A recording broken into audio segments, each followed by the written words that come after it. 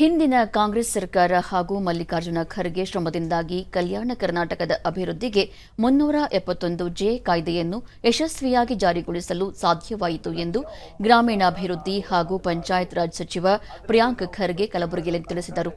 ಸುದ್ದಿಗಾರರೊಂದಿಗೆ ಈ ಭಾಗಕ್ಕೆ ಬಿಜೆಪಿಯ ಕೊಡುಗೆ ಏನೂ ಇಲ್ಲ, ಕಾಶ್ಮೀರ 370 ವಿಶೇಷ ಅಧಿಕಾರ ರದ್ದತಿ, ಸಿಎಎ ಜಾರಿ, ತ್ರಿವಳಿ ತಲಾಖ್ನಂತಹ ಕಾಯ್ದೆ ತರಲು ಸಂಖ್ಯಾಬಲವಿರುವ ಸರ್ಕಾರಕ್ಕೆ ಕೋಲಿ ಕುರುಬ ಸಮಾಜವನ್ನು ಪರಿಶಿಷ್ಟ ವರ್ಗಕ್ಕೆ ಸೇರಿಸಲಿಲ್ಲಬೇಕೆ ಎಂದು ಪ್ರಶ್ನಿಸಿದರು. ಆದರೆ ಹಿಂದಿನ ಯುಪಿಎ ಸರ್ಕಾರ ಬಹುಮತದ ಕೊರತೆ ಇದ್ದರೂ ವಿಪಕ್ಷಗಳ ನಾಯಕರನ್ನೂ ಒಪ್ಪಿಸಿ ಕಾಯ್ದೆ ತಂದು ಈ ಭಾಗದ ಅಭಿವೃದ್ಧಿಗೆ ತನ್ನ ಬದ್ಧತೆಯನ್ನು ಪ್ರದರ್ಶಿಸದೆ ಈವರೆಗೆ 371(ಜೆ) ಅಡಿ ಶೈಕ್ಷಣಿಕ, ಆರೋಗ್ಯ, ಕುಡಿಯುವ ನೀರು, ಸಾರ್ವಜನಿಕ ಸೌಲಭ್ಯಗಳ ಕ್ಷೇತ್ರದಲ್ಲಿ 30,000 ಕಾಮಗಾರಿಗಳನ್ನು ನಡೆಸಲಾಗಿದೆ.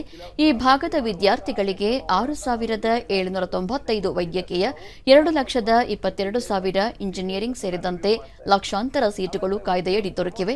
ಕಾಯ್ದೆಯಡಿ ಸೃಷ್ಟಿಸಲಾಗಿದ್ದ 1,09,416 ಸರ್ಕಾರಿ ಹುದ್ದೆಗಳಲ್ಲಿ 79,990 ಹುದ್ದೆಗಳನ್ನು ಭರ್ತಿ ಮಾಡಲಾಗಿದೆ.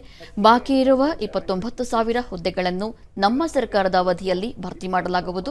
ಅಲ್ಲದೆ 29,000ಕ್ಕೂ ಹೆಚ್ಚು ಹುದ್ದೆಗಳನ್ನು ಬಡ್ತಿ ನೀಡಿ ನೇಮಕಾತಿ ಮಾಡಲಾಗಿದೆ ಎಂದು ಮಾಹಿತಿ ನೀಡಿದರು. 49 ಇದು state and local cadre. State cadre ಅಂದ್ರೆ ಪ್ರಮೋಷನ್ ಆಫ್ ಸ್ಟೇಟ್ ಕೇಡರ್ 8% ಏನು ನಮಗೆ ನಾವು ಅರ್ಹರಿದ್ದೀವಿ. ಅದರಲ್ಲಿ ಐಡೆಂಟಿಫೈ ಆಗಿರೋದು ಟೋಟಲ್ ಪೋಸ್ಟ್ 2,496 ಪೋಸ್ಟ್ ಫಿಲ್ಅಪ್ ಆಗಿರೋದು 1,621. ಬ್ಯಾಲೆನ್ಸ್ ರೆಕ್ರೂಟ್ಮೆಂಟ್ ಉಳಿದಿರೋದು ಪ್ರಮೋಷನ್ಗೆ 857 857. ಆದರೆ ಇದು 371 ತರಬೇಕಾದ್ರೆ ನಮಗೆ ಸಂಪೂರ್ಣವಾದಂಥ ಸಂಖ್ಯಾಬಲ ಇರಲಿಲ್ಲ ಅಂದ್ರೂ ನಾವು ಇವತ್ತು ಜಾರಿಗೆ ತಂದಿದ್ದು ಶ್ರೇಯ ಕಾಂಗ್ರೆಸ್ ಪಾರ್ಟಿಗೆ ಹೋಗುತ್ತೆ, ಬೇರೆ ಯಾರು ಮಾಡಿಲ್ಲ. ಅದಕ್ಕೆ ನೀವು ಎಲ್ಲ ಹೋರಾಟ ಏನೇನು ಮಾಡಿದ್ರ ಅಗ್ರೀಡ್, ಬಟ್ ಅಲ್ಟಿಮೇಟ್ಲಿ ಪಾರ್ಲಿಮೆಂಟ್ನಲ್ಲಿ ಪಾಸ್ ಆಗಿ ಅದು ಇಲ್ಲಿ ಜಾರಿಗೆ ಬರಬೇಕು ಅಂದ್ರೆ nobody can deny Congress's role in that.